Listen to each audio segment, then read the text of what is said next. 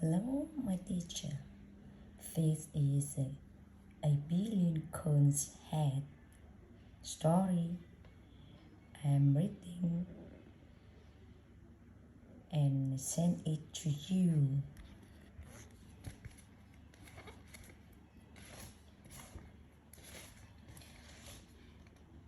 Abe Lincoln didn't have much money, but when he became a lawyer, he wanted to take it back.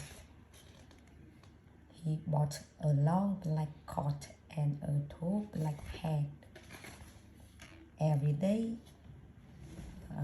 Abe wore his hat to his new job. People noticed the tall man in the tall hat. He was friendly to everywhere. When they needed a lawyer, they remembered him. Abe lived in Illinois. His taste was mostly wilderness. Then more and more settlers came. They built houses and farms and new towns. Sometimes they didn't get along. They argued over land and animals and money. Lawyers like Abe could help people settle the arguments.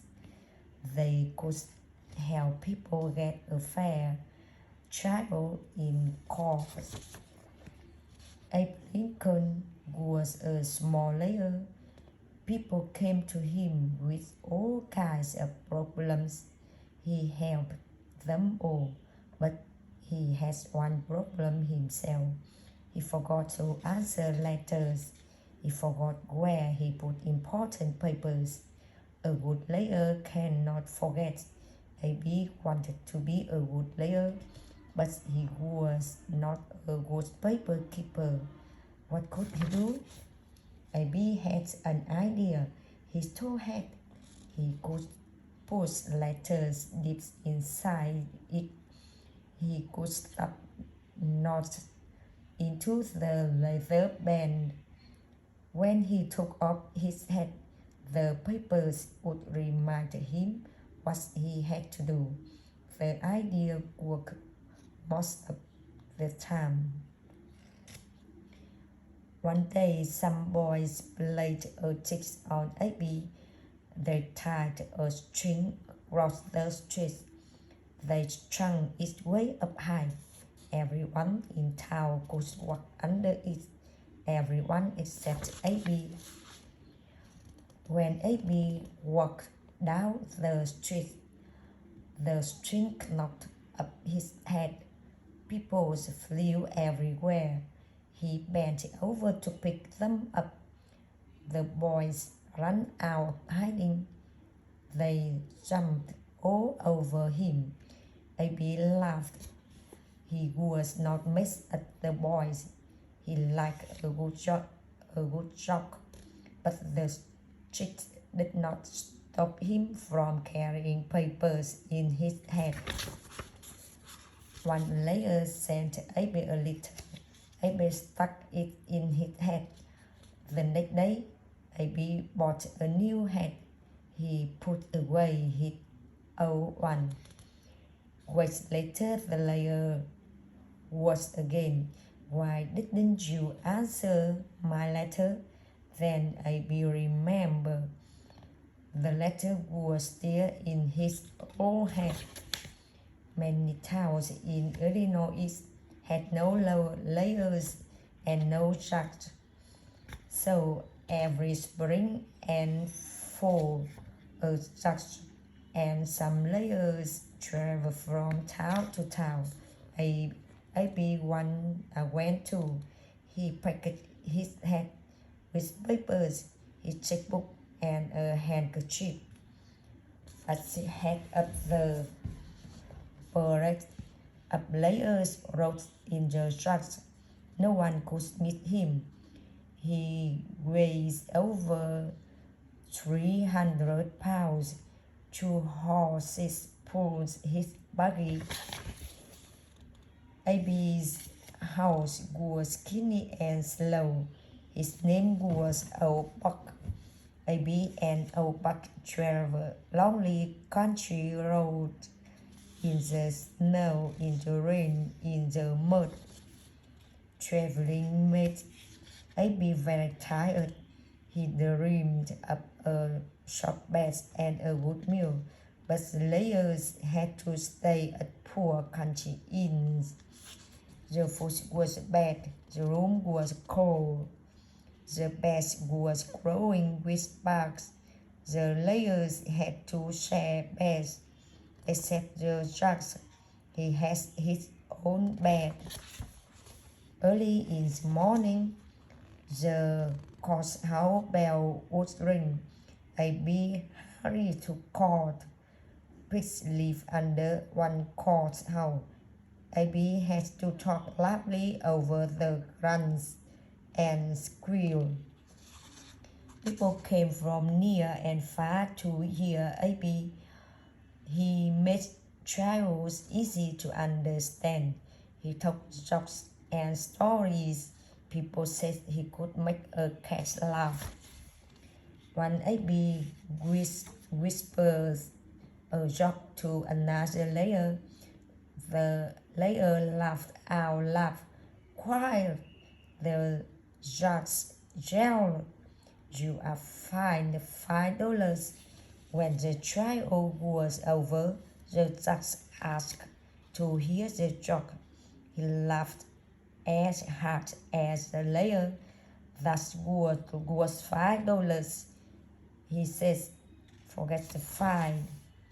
Another trial, two men argued over who owns a young horse.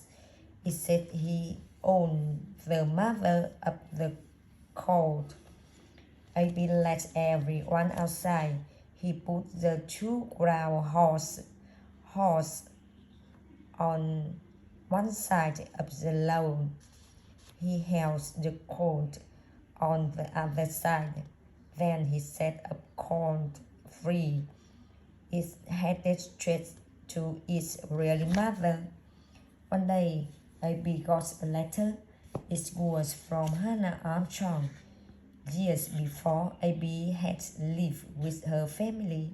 Miss Armstrong cooked for Abe. He sewed up the hole in his pain. Now she begs Abe for help. His son Duff was in jail for murder. Abe didn't stick this letter in his head.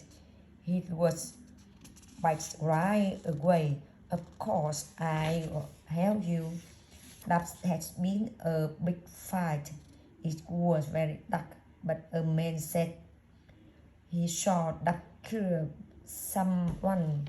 That said he didn't do it. Abe believed that, but how could we prove that the man was wrong or lying?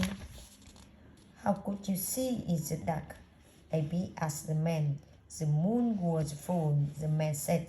It was bright as day. Are you sure the moon was full? Abe asked again and again. Yes, the man repeated. Then Abe held up a famous book of facts. It said there no moon in the sky at the time of the fight. Now no one believed the man anymore. The judge set free. Abe believed slavery was wrong. His state has laws against it, but the law was not clear. Many blacks were treated like slaves. Nancy was one of them. He worked for a storekeeper who sold her to another man. This man treated Nancy badly, so she was not work for him.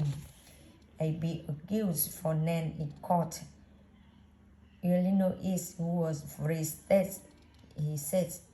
All its people are free, whatever the color.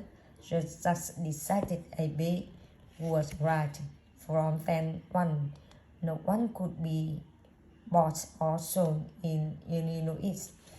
Abe has saved Nancy, but half a state in America still has slaves. In a few years, there would be new states out west. Abe did not want slavery to speak to these states. Abe tried to get elected to the U.S. Senate. If he won, he could make laws to stop slavery. He ran against Stephen Douglas, argued that each state should decide for itself if it wanted slaves. They gave a speech all over Illinois. Thousands of people heard them. Abe lost the election but became famous. In 1860, Abe ran for president. Stephen Blood ran too. This time Abe won. Abe grew a beer for his new job. He took his family to Washington. At every train station, crowds cheered the new president. Abe was ready to make his first speech as president. He carried a cane, a torture hat, and his speech. He looked for a place to put his head.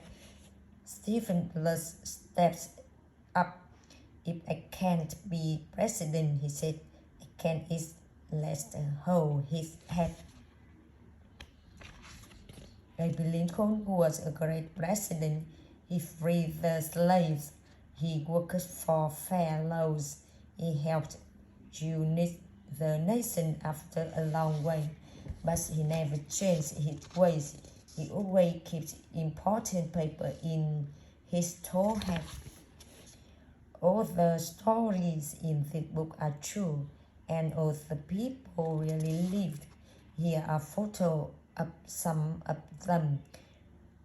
It's just David, Love Armstrong, Stephen Douglas, Abraham Lincoln. When the photos was taken around 1860, the camera was a new invention. That's all.